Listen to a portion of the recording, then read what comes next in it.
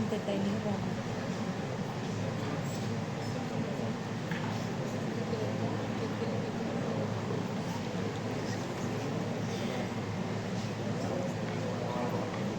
¿Aló? ¿Aló? Ok. Buenos días. Vamos hoy a ver una clase poco densa, pero bien importante para entender mucho los procesos que vamos a ver en la última unidad y ustedes van a ver luego en su vida diaria y luego profesional, cómo es la plasticidad neural. No sé por qué esto no pasa. Ok, plasticidad neural. Eso es un nombre que se fundó ya en el siglo XIX y tengo como un feedback, ¿no? Está como tipo rancho. Ok, fue acuñado por William James en 1890, que era la naturaleza modificable del comportamiento humano. Él era psicólogo. Pasa algo, ¿verdad? Ok. Ok, también es la capacidad de yo adaptarme, yo cambiar dependiendo de muchas de las cosas. Muchas de las patologías que vamos a ver luego, ustedes no ven como en psicología, patología como a este nivel, como bulimia y anorexia, pero increíblemente hay mucha gente bulímica que sale de la bulimia, pero hay otros que no salen de la bulimia. Hay gente que toma el cigarro y no pasa nada, durante un tiempo toma el cigarro o el alcohol y luego lo deja para siempre. ¿Qué pasa con la persona que no lo deja y que dura mucho tiempo? Básicamente porque ahora su sistema nervioso, específicamente la corteza cerebral viejo, cambia. Cuando veamos sistema somatosensorial, si se lo doy yo, les voy a pasar unas imágenes de cómo es la percepción de un cerebro normal y un cerebro con anorexia. Y el cerebro, la percepción de una persona normal y una persona anoréxica es totalmente diferente. Y entonces esta persona no sale de la anorexia y si todo va bien puede hasta morirse y la otra persona, digamos, puede cambiar. Eso tiene que ver con esto que es la plasticidad neural, es los cambios en la función neuronal, es el cambio no solamente en tamaño, sino en estructura y en población, dependiendo la actividad. ¿Ok? Por ejemplo, ustedes ya lo sufrieron, esto es una medicina. ¿Ok? El cerebro de ustedes, el pensamiento de ustedes y la maduración de ustedes con relación al bachillerato es otra cosa. ¿Ok? Y de repente van a ver mis compañeros de bachillerato, pero que no estudian medicina, y dicen, esto está como raro, es raro el mundo, pero no extraño. ¿Ok? E igual le va a pasar a ustedes cuando estaban en primer año. Cuando estaban en primer año, ahorita están en segundo año, pero lo van a notar más cuando estén en el tercer año y vengan los del primero, que tú dices, man, esos chamos son niñitos, los han tirado ahí, parecen unos boca abierta. Eso es porque yo realmente cambié, o sea, mi sistema neuronal cambió. ¿Ok? Entonces, todas las actividades como que vamos a hacer nosotros no es más que una capacidad neuroadaptativa para mejorar ese tipo de función. Y eso, entonces hay un nuevo concepto que es la neuroplasticidad. Y la neuroplasticidad puede ser o positiva o negativa. Una neuroplasticidad positiva es cuando yo creo y amplío las conexiones. Por ejemplo, estudio un idioma nuevo, estoy estudiando medicina. Ahora mi cerebro se adaptó a este nuevo reto. Entonces abro más conexiones, produzco más neurotransmisores, pero no solamente eso. Ahora esas conexiones, ese neurotransmisor va a ser de mejor calidad. ¿Ok? Y es lo que pasa también, por ejemplo, ustedes, no sé si han visto a algún familiar que full trabajo, tenía todas las cosas como tal, y entonces de repente se jubila. Y entonces está todo el día en la casa viendo Netflix o viendo las redes sociales, porque hasta los viejitos están en ese tipo de cosas, pero están ahí metidos, no hacen absolutamente nada, entran en autodestrucción. Y esa autodestrucción llega a que personas, oye, antes no sufría de nada, ahora tenía achaques de viejo. Ahora él no sufría de nada, pero a él le duele la rodilla, le duele esto y tal. es porque el cerebro ahora, esas conexiones comienzan a eliminarse. Entonces, eso que está ahí se llama una neuroplasticidad negativa. Entonces, yo comienzo en la parte de autodestrucción. Y eso fue acuñado por Rudolf Virchow, donde, entre otras cosas, él fue el que habló de esa simbiosis que era la unidad funcional neurona-glía. Entonces, no, ya va.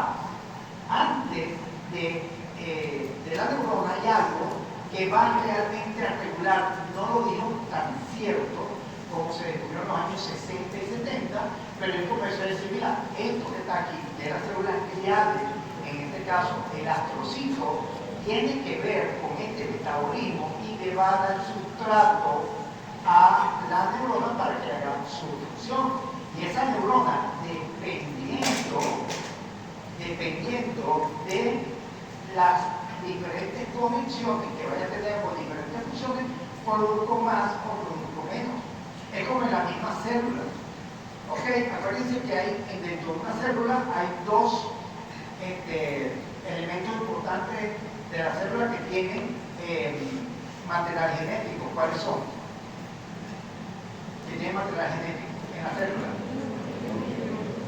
El núcleo, ¿quién más o nadie? ¿Ah? ¿Cuál? Y la mitocondria. La mitocondria, por allá va. ¿Quién le manda la señal a la mitocondria para producir? ¿Qué produce la mitocondria? ¿No me acuerdo? Produce ATP, produce la energía. ¿Quién le manda la orden a la mitocondria para producir más ATP? No es el núcleo. Es posiblemente, el elemento más importante es la concentración de ADP o AMP cíclico. Y ya va. Tengo más AMP cíclico, tengo menos ATP, voy a producir más energía. O no, me voy a replicar para producir más energía porque ahora somos más. Ese tipo de cosas adaptativas hablan sobre lo que es la glialítica, entre otras cosas, que es esa barrera importante que hay. Y entre más actividad neuronal tenga, por supuesto, más cantidad de sinapsis tengo. Esto es una célula de Purkinje de una rata, y una célula de Purkinje a nivel del cerebelo, en este caso una rata, puede tener, según su actividad, hasta 200.000 sinapsis una célula. Cada perforación de esta es una sinapsis. ¿Okay? Entonces yo puedo tener mayor o menor dependiendo cuáles son mis retos. ¿Ok? Una de las cosas que ustedes deben aprender es que yo realmente no me debo jubilar. O sea, uno se debe jubilar en la vida, o uno debe hacer cosas en la vida hasta un día antes de morir. Porque el día que uno se muere, entonces está con el tema, bajo, subo, ¿qué hago? ¿No? Pero hasta el día antes, eso quiere decir que yo le tengo que poner retos a mi cerebro, porque si no, envejezco mucho más rápido. Y cuando no importa que me haya operado o me vea bonitico o bonitica, si mi cerebro realmente se consume, ya me da que hacer. Ok, todo empieza por la formación de la placa neural. No voy a entender detalle eso porque ya usted lo vio con Margarita de Lima. Ok, está el tubo neural que se forma en ¿qué semana? En la tercera semana de gestación, antes de yo decir, madre, vamos a hablar, tercera semana de gestación. Y en la quinta semana está el primer esbozo de las diferentes formaciones del cerebro anterior, del cerebro medio y el cerebro posterior, o del prosencéfalo, el mesencéfalo y el nomencéfalo. Ya yo tengo el esbozo mínimo de la parte neuronal. Pero una de las cosas importantes en la primera etapa de la vida, hasta una velocidad de 250.000 neuronas por minuto, es lo que es la proliferación neuronal, ¿okay? Que no es más que la brutal producción de neuronas, donde más del 50% luego va a morir y luego va a morir porque muere. ¿Okay? Pero que empieza principalmente de la zona ventricular. Pregunta exacta. Ok, empieza en esta parte ventricular y ellos van migrando. Y migran porque todo es una señal genética. Migran al principio, principalmente por estos dos proteínas, la Notch1 y la NUM. La Notch1 es para la replicación en la escisión vertical y el NOM para la escisión horizontal. Entonces ya yo tengo ahora una marca genética que es la que va a guiar todo eso, y todo tiene que ser justo en su momento regularizado. Entonces, ello va a ocurrir varios fenómenos importantes. Uno es la migración, ahorita se llama diáspora, y si lo ponemos en Venezuela, la diáspora venezolana no son más que el movimiento de las células de donde nacen hasta su sitio final de estación o de ubicación. Otro es la agrupación, que no es más que la alineación de las células durante el desarrollo, y me voy a agrupar según afinidad. Y por ejemplo, en el ganglio de la raíz dorsal, estoy metido en una casa, pero yo tengo que ver con dolor, autocompresión, autocombinación, autosensibilidad profunda consciente o sensibilidad profunda inconsciente, con lo que sea. Estoy agrupado en un mismo sitio, pero con funciones, conexiones y efectos, por supuesto, diferentes.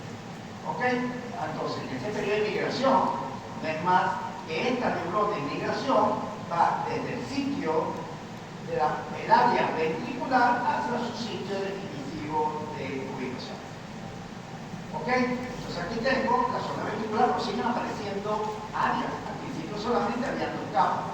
Entonces tengo la zona ventricular, la zona subventricular, la zona intermedia. Esto es de la periferia o de la profundidad a la periferia, y ella va colocándose en algún sitio según la señal genética que se le envía. ¿Ok? Aquí tengo al principio la zona marginal. Ya cuando voy creciendo, ¿ok? Ya no solamente tengo una ubicación, sino además que tengo una función diferente. O sea, hay células que tienen que ver interneurona, principalmente GABAérgica, pero además voy a tener otro tipo de células con otro tipo de neurotransmisores. Y así voy migrando y voy siempre del centro a la periferia, hasta que al final va, digamos, madurando siempre de la parte ventricular, porque es la que genera todo este tipo de cambio, hasta que cuando ya está en la parte adulta tengo en la corteza cerebral, por ejemplo, en este caso, las 6 capas donde tengo de la capa 1 a la capa 6, algunas que maduran, pero no llegan a la capa a tener 6 capas, por ejemplo, las que están en la zona endocrinal, que tiene que ver con el olfato, que tiene que ver con emociones, que no tengo 6 capas. O sea, cada uno tiene una señal, y hay una señal genética que le dice, bueno, párate aquí. Y cuando yo me paro aquí, voy a tener reacciones muy básicas. La parte interna, esta es la parte ventricular, lo que queda en el centro, ahora son puros axones que luego se van a mielinizar, y entonces yo creo que lo vamos a conocer cuando veamos el cadáver, cuando hagamos práctica, que es la sustancia blanca. Ok. ¿Qué pasa? ¿Qué pasa? ¿Qué hace que yo tenga, por ejemplo, en la médula espinal, yo tengo los somas neuronales en el centro y en la periferia tengo los axones? Pero en la zona de corteza yo tengo el axón adentro, pero el cuerpo neuronal afuera. Bueno, también es una señal genética. Entre esa señal genética, con toda esa parte tengo la semaforina 3A, que lo que hace es, por carga, uno es repulsivo y uno atrae, va a hacer que el soma esté en la periferia y el axón esté por dentro, cosa contraria en la parte de la médula espinal, donde el soma está por dentro y en la periferia está el axón. Básicamente por esas fuerzas de repulsión del axón eferente en el caso pero que es importante, ya es lo que se llama el convertido. O sea, yo voy a buscar algo que vamos a ver luego para que mi atracción fatal, para que de esa punta, ese cono de crecimiento, vaya yo yendo a mi sitio definitivo. Y veanlo acá. Vean que tiene este crecimiento, ¿verdad? Yendo en forma ordenadamente, desordenada al principio, va a llegar por este tipo de formación, de este cono de crecimiento a principio definitivo. ¿Para qué? Para formar, entre otras cosas, una sinapsis. En definitivo, ¿para qué? Para ir al sitio que a mí me corresponde. ¿Ok? Y aquí lo tengo. Son como unos pseudópodos que se llaman filópodos y lamelípodos, que van yendo y atrayendo como tal, pero además tienen de otra cosa la conexina o la integrina para no solamente ir, sino que vamos en grupo. Entonces yo me conecto con todo lo que son afines a mí para llegar a mi sitio definitivo. Pregunta exacta. Ok. Y así va la neurona.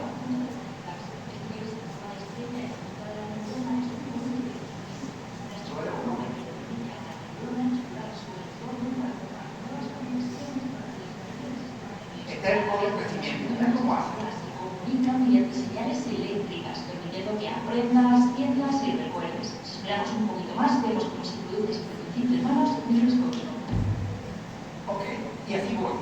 Voy como tal y voy además madurando. Ok.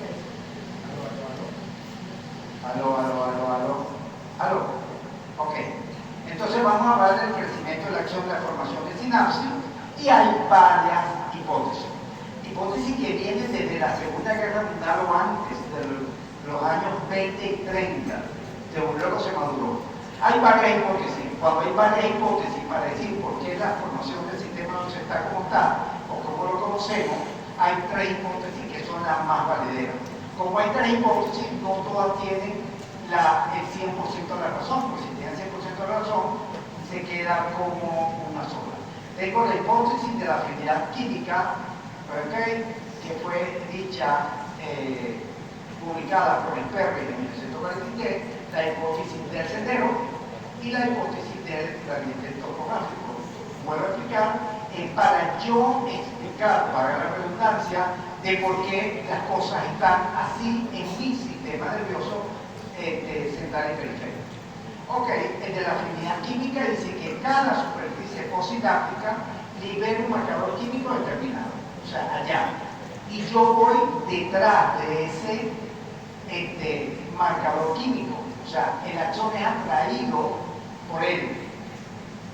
Suena mal, ¿sí o no? Hay como un ruidito, ¿no? Ok.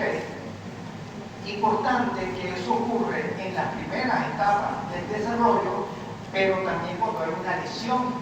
Entonces, cuando hay una lesión, también ocurre eso. Por supuesto, entre más central es la lesión, más complicada es. Entre más periférica o distal es una lesión, digamos, no es como más fácil su resolución. ¿Ok? Entonces, él trabajó con la rana. Las ranas, a diferencia de nosotros, ellas son capaces de regenerar su nervio óptico, o sea, su nervio, ellos son capaces. Esto es lo normal. Esta es la retina y este, digamos, a nivel cortical. Cada área, si lo dividimos en cuatro, azul con azul, naranja con naranja, amarillo con amarillo y verde con verde. Eso es lo normal. O sea, yo tengo un área a nivel de la corteza, a nivel de la retina, y tengo un área a nivel cortical. Si yo a él, ahora vean que lo giro 180 grados, voy a tener un desacierto en la medida de los grados de inclinación, de rotación. Entonces aquí lo vemos. ¿Por qué? Porque cada área ahora va a tener una distorsión de su campo. La hipótesis del sendero, así como Hansel y Gretel, dice que el sistema nosotros todavía sin desarrollar tiene caminos, tiene veredas, tiene atajos, ¿ok?, tanto químicos como mecánicos, para seguir mi crecimiento hacia mi sitio de destino. Entonces, eso explica un poco de que, por ejemplo, vías un poco, digamos, entrecruzadas, el vínculo córtico cuando se refiere los rubros talón cortical, haga tantas vueltas y tantos giros, y por qué de repente uno córtico espinal llego directo, o de repente tengo código nuclear bajo y ya se acabó, y hay unos que son cruzados, ¿ok? Como son muchos de ellos, y otros que son, perdón, contralaterales y otros que son homolaterales. Entonces, esa explicación lo dice que nosotros interactuamos con moléculas que se llaman moléculas de adhesión celular, ¿ok? Que están a lo largo del camino y son como una atracción. Entonces, ¿qué va a pasar? Que cuando llega uno, los sucesivos conos de crecimiento van a seguir como Hansel y Gretel, que tiene un pancito, no está muy chiquito para Hansel y Gretel, pero bueno, un pan de miga de pan, y entonces los demás van a seguir la miga de pan hasta llegar ahí a su sitio de destino. ¿Ok? Entonces lo hicieron aquí, la cuestión es con mulos de pollo. Aquí lo vemos, donde al final yo me voy a entrecruzar y llegar a mi sitio que me corresponde, no importa cómo a mí me lo vayan a colocar. En la última hipótesis era la hipótesis del gradiente topográfico, que dice que los axones que han crecido a partir de una capa del cuerpo celular, o sea, por ejemplo, capa 6, llené la capa 6, murió. Bueno, ahora voy a rellenar la 5. Llené la capa 5, ya no cabe más nadie, y yo voy llenando las capas que vayan haciendo falta. Y si llego de último, bueno, formaré parte de la última capa como tal. ¿Ok? Entonces yo voy a ir desde una capa original a la capa definitiva dependiendo de la población que llegue antes. El que llega antes, ¿ok?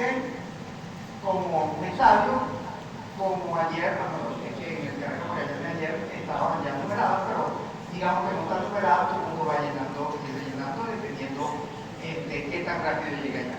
Entonces, el gradiente topográfico, igualito con rana, aquí vemos azul con azul, naranja con naranja, verde con verde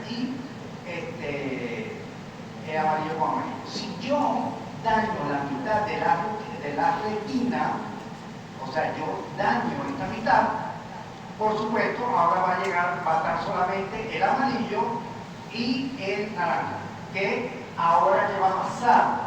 Va a pasar que ahora lo que originalmente era azul y verde, ahora, digamos, vamos a llamarlo así, que se van a repartir. ¿Qué quiere decir eso?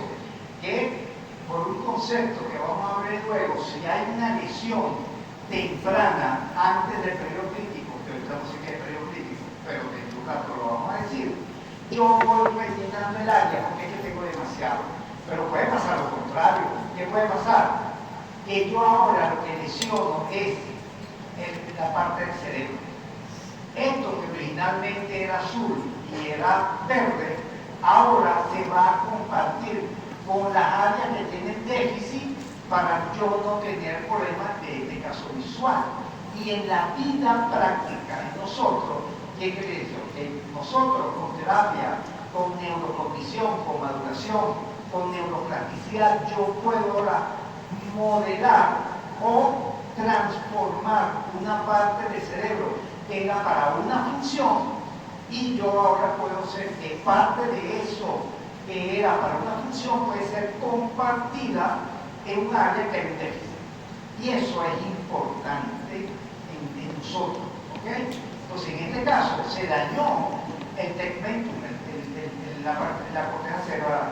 Y este 50% ahora se va a compartir entre los 4 campos que estaban a nivel de retina. ¿Okay? Eso era el gradiente topográfico. Y básicamente el gradiente topográfico va a hablar de las diferentes rutas que yo voy a continuar, ¿ok? Y las rutas que voy a seguir, tanto en uno como en otro. Y al final voy a llegar, ¿ok? Bien sea un lateral, bien sea contralateral, pero además yo voy rellenando las diferentes partes de corteza. Porque además las neuronas, por ejemplo, neuronas granulosas, neuronas piramidales, van a ocupar un área afín. Y eso explica porque yo voy a tener en la corteza cerebral, cuando hablemos, bueno, piramidal externa, piramidal interna, ¿ok? Voy a tener granulosa externa, granulosa interna, y además explica por qué una piramidal interna tiene células piramidales más grandes, ¿ok? Y una piramidal externa tiene también células piramidales, pero sus características son más pequeñas. ¿Pero por qué? Porque la más grande llega más rápido, corre más, ¿ok? Y la granulosa interna y la granulosa externa, veo que las células granulosas internas son más grandes. ¿Y qué van a ocupar? La capa más profunda. ¿Pero por qué la capa más profunda? Porque llega primero, ¿ok? Y vamos explicando diferentes tipos de función.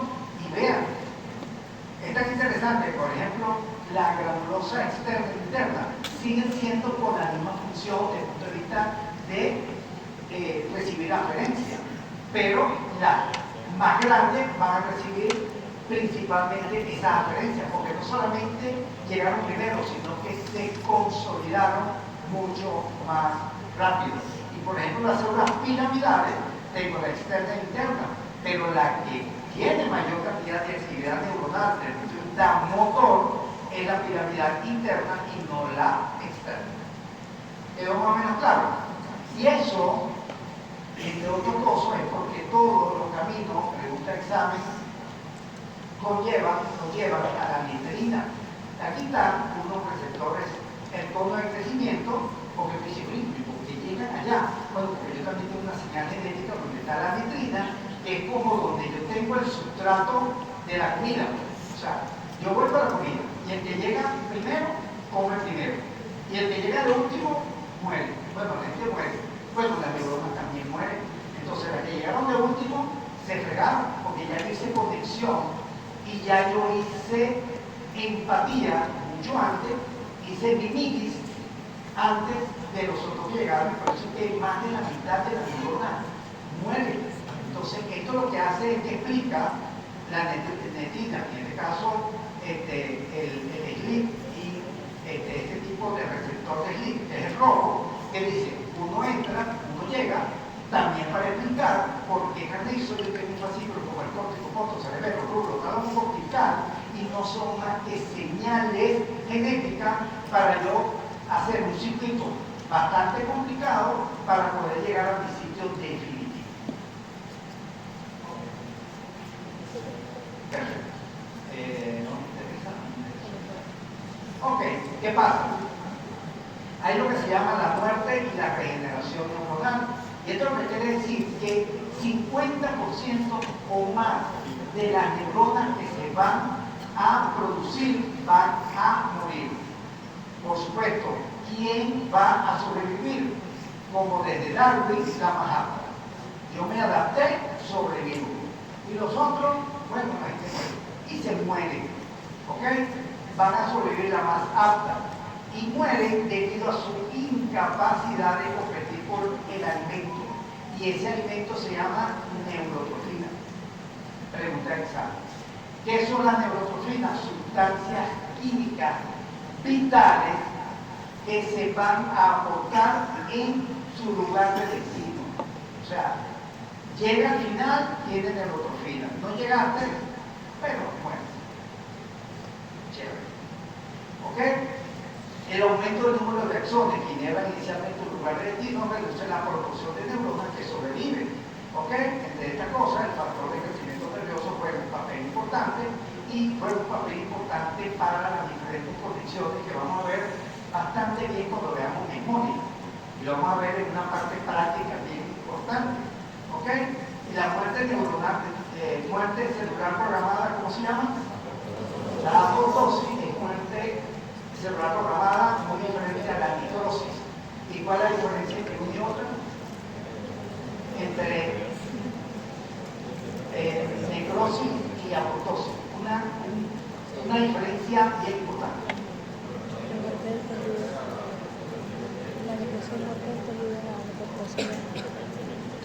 La necrosis.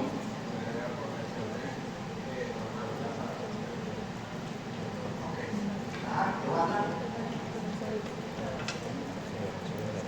Duro.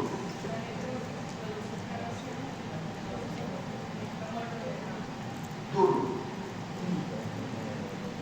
La necrosis es una muerte celular que produce inflamación y la Pregunta de examen. La necrosis va a producir una inflamación. La otra es programado, pero entre comillas no tan programado. Ya se sabe bastante tiempo que, por ejemplo, yo soy anestesiólogo, que la anestesia inhalatoria, la que usa gases, que es una anestesia general, ¿ok? Es una anestesia general, y ese gas que se le coloca al paciente durante el tiempo necesario, que puede ser horas, activa la apoptosis y produce, puede producir muerte celular. ¿Ok? Y tú dices, ¿por qué se da? Bueno, porque algunos le da y otros no, y es más barata. ¿Ok? Hay un tipo de anestesia que se llama anestesia endovenosa. Yo utilizaba mucho tiempo, pero es mucho más costoso. Entonces, bueno, le damos anestesia inhalatoria, luego hay un viejito que se resetea, no es el mismo, hay otros que mueren. Bueno, así es la vida, es uno menos, hay una menos boca, y hay otro que, digamos, aparece estar normal. O sea que ya la apoptosis no solamente se produce porque ya está programado genéticamente, sino que yo la puedo activar. Ok, ahí está la necrosis, hay inflamación, y la apoptosis es un programa genético.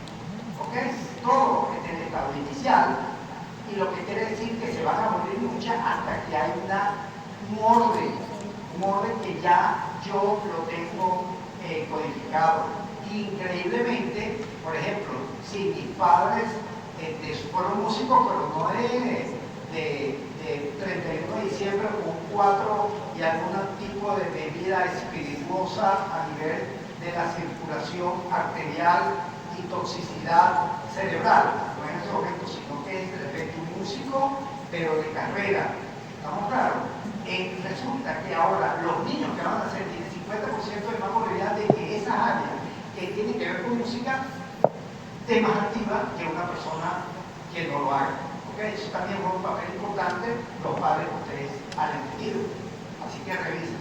Bueno, vamos a hablar de degeneración, regeneración y reorganización neuronal, pero que quiere decir que el efecto de la muerte neuronal puede traer como consecuencia una reorganización sináptica. La degeneración neuronal, hay varios conceptos sobre esto, que cuando hay un daño, uno es la axotomía, cuando se corta un axón o un grupo de axones. La degradación o degeneración, lo vimos hoy en práctica, anterógrada y retrógrada. Anterógrada del sitio de la lesión a la periferia y retrógrada del sitio de la lesión hacia adentro. ¿Ok? De aquí para acá. Pero también hay una degeneración que es la transneuronal, es que cuando se daña tanto anterógrado como retrógrado toda la vía completa. ¿Okay? Eso ocurre generalmente cuando hay problemas más bien inmunológicos. La regeneración neuronal, ¿ok? Básicamente tengo azul con azul, verde con verde, amarillo con amarillo. Entonces, si hay un daño, puede haber una translocación. Y es lo que ocurre a veces cuando se da un daño periférico, que uno lo sutura y dice, oye, es motor, pero ahora cuando me toco, oye, como que tengo como electricidad. ¿Ok? Por supuesto, cuando yo tengo un daño y los axones, el extremo distal y el extremo proximal están muy cercanos, puede ocurrir eso. Puede que no ocurra 100% como era originalmente. Pero si el axón que se daña está muy lejos del otro cono o del otro extremo, por supuesto ahí lo que va a haber es una no comunicación, y lo que va a haber aquí es un granuloma o una tumoración que no va a tener conexión con la parte más distal. Y vean que esto es importante para plasticidad cerebral.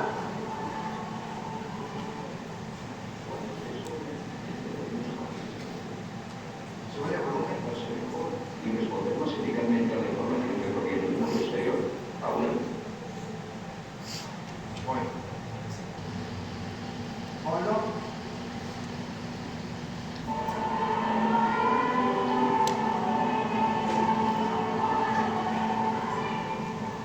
Cuando se es joven, el cerebro es mucho más resistente.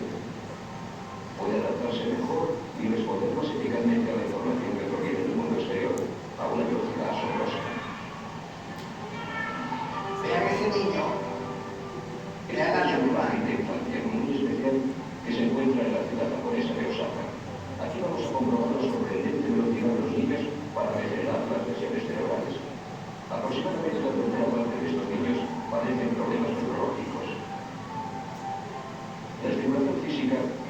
papel muy importante. Se buscan continuamente nuevas formas de influencia medioambiental que ayuden al cerebro a renovar sus circuitos neuronales.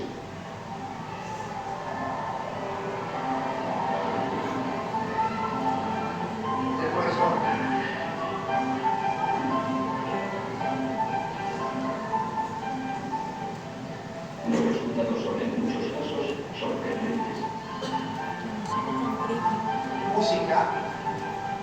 Vean que tenía. Shun Chan nació por una grave lesión cerebral. Los médicos dudaban de que fuera capaz de sobrevivir.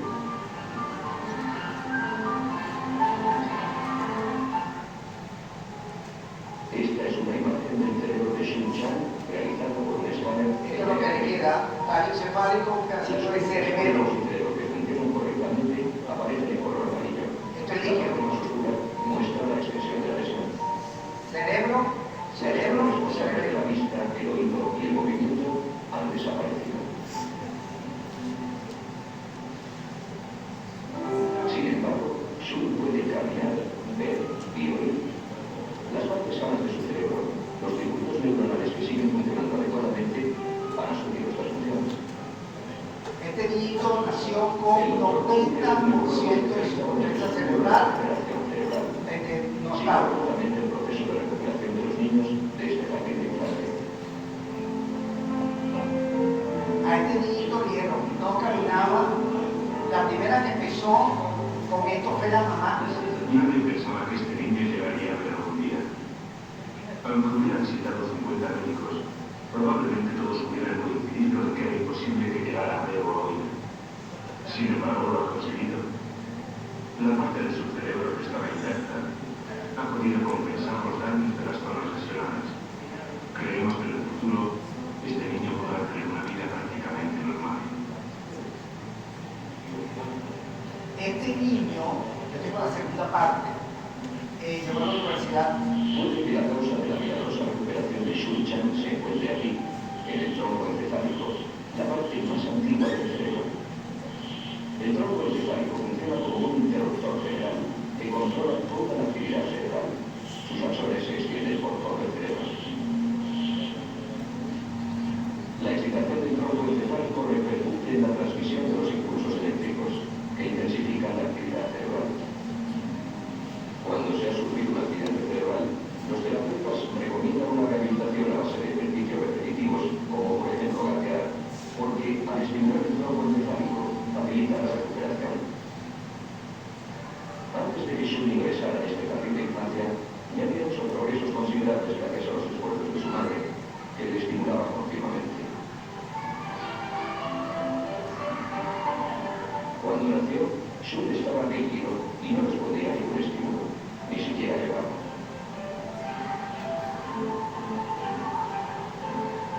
A los pocos días de vida, la madre empezó a darle masajes diarios en todo el cuerpo. Le llamaba por su nombre, le apretaba las manos, le animaba a tocar objetos fríos y calientes. Le mostraba diferentes colores, olores y alimentos.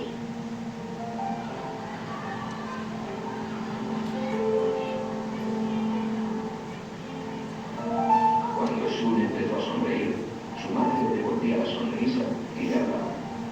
Los constantes cuidados de su madre dieron sus frutos, y cuando Shun fue capaz de moverse por sí mismo, le llevó a esta escuela. Ok, vean qué interesante esto. Ok, 90% sin masa cerebral. ¿Vale? 90%. O sea, con 10%, lo primero que dijeron, mire, este niño no tiene nada que hacer. Si muere, le digo al médico, ojalá que se muera porque no va a servir para nada. La mamá le dio el niño, porque no solamente que creyó con el vesticulario primero verbal, no oía, pero sentía la vibración. Como usted ve en la audición, van a ver que tiene un tipo de construcción aérea y ósea. ¿Ok? Le decía, tú eres lo más importante para mí, tú eres lo bello, vas a caminar, vas a ser bien interesante. No sabes la falta que me hace. ¿Ok? Yo no me voy a poner triste porque realmente tú eres lo más importante en mi vida. Lo estimulaba y estimuló. Bien, somatosensorial, que es una de las cosas más importantes para hacer las primeras conexiones. Y vean que ese niño fue a la universidad, se graduó ingeniero. Yo decía, pero ¿cómo? Si aquí hay unos cuantos que tienen el 100% del cerebro y no se graduó. Pana, aquí venimos completos 0 kilómetros y me voy 0 kilómetros. Y me graduó suma con 10. Y este tipo, con 10% de su corteza cerebral, que pasó el tallo encefálico, donde está el cerebro primitivo, le comenzó a mandar estímulo al pedacito del cerebro que tenía. Y ese pedacito del cerebro se convirtió en audición, chiquitico, no necesito gritar, en audición y en todas las demás funciones. Pero además no tenía la corteza que tiene que ver con la motricidad. Pero por mi estímulo camino y escribo, leo y pienso con 10% de la corteza cerebral y a veces con el 100% ni pienso. Qué interesante.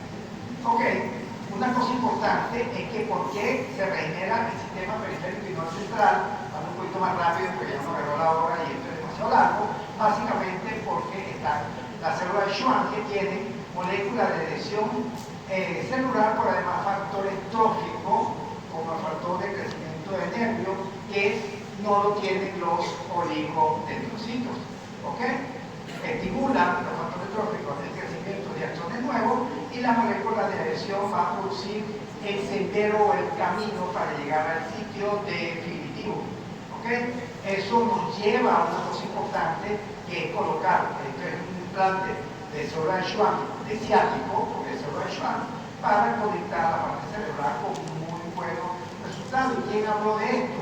Habló esta señora que trabajó hasta los 102 años, Rita Levi Montalcini. Ella fue premio Nobel de Medicina en 1986 por descubrir la caracterización del primer factor trófico, que nos explicaba por qué llegaba yo a un sitio. Una mujer brillante. Y esto, bueno, yo no voy a explicar porque es que no tengo más tiempo. ¿Ok?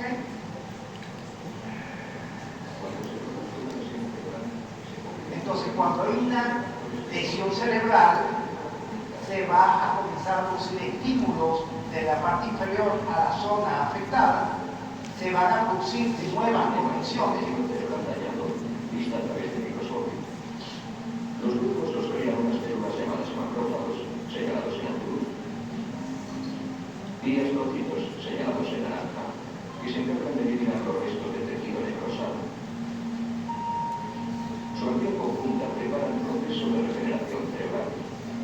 Entonces, estos macrófagos son importantes para empezar la regeneración y la actividad genética neuronal.